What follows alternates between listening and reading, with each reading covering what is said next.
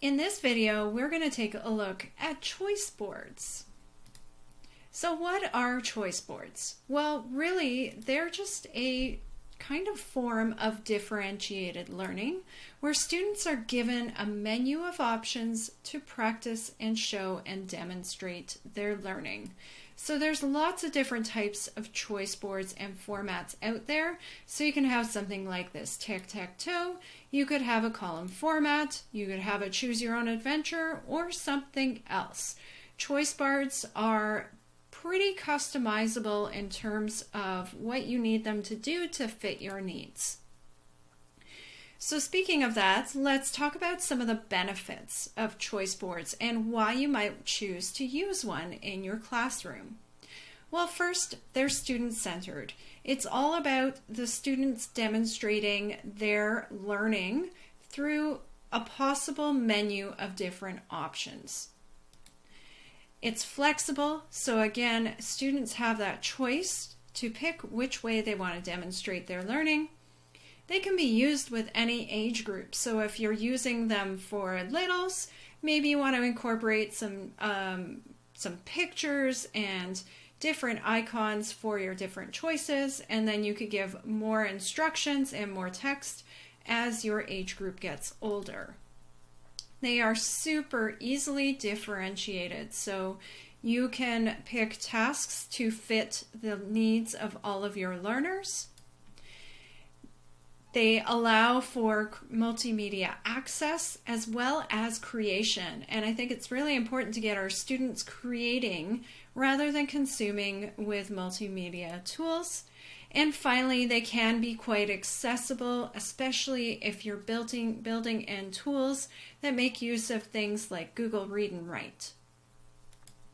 So before we just get into how to create these choice boards and what some of them might look like for you, let's talk about what you need to think about as you're designing a choice board. First, you want to start with what is your learning objective. So what is your goal for that particular choice board that you want your students to achieve?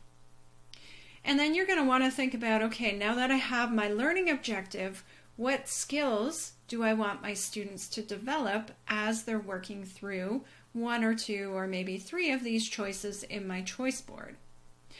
You also want to consider what differentiated tasks you can assign for varying skill levels, as well as what type of activities. So they don't have to all be digital activities. You could have a mixture of digital and offline activities, but you want to find ones that would engage your students based on their interests.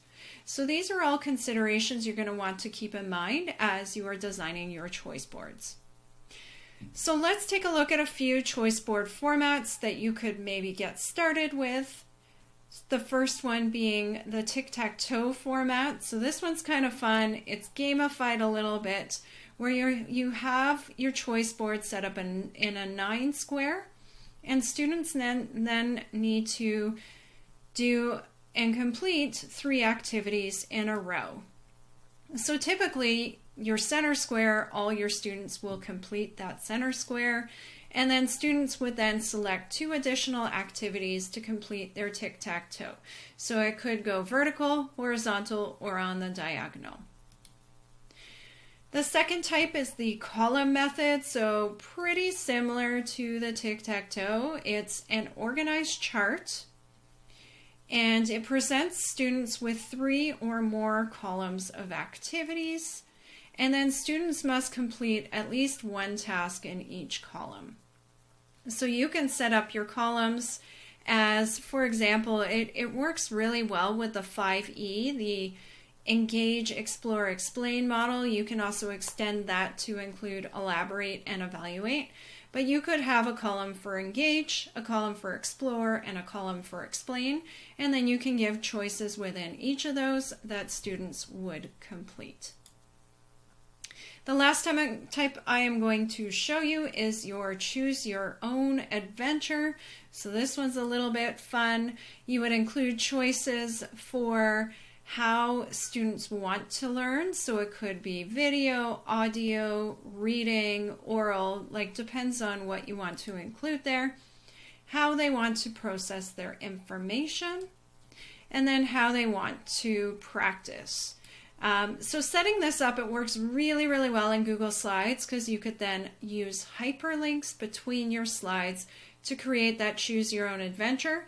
And then depending on what their choice is for, say, how they want to learn, you could have different options for them to then process the information and for them to then practice. So it's this kind of choice board could get really, really elaborate.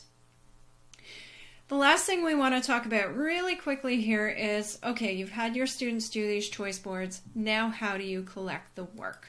Well, it really depends on what you're using and what sort of your main goal is for this work. So your first option could be collecting through Brightspace or Google Classroom, because your students can then attach multiple files and file types to the choice board assignment itself. You could also have students embed their work directly in slides. So typed responses, pictures, images, they can all just be inserted onto specific slides, and you could also then have your students hyperlink out any other documents or files as well. And the last way that you may want to consider is using the file upload question type in Google Forms. You then have your students complete a Google form, upload their files, and submit their work to you that way. So that's a really brief overview of what choice boards are. We hope that you will go give it a try.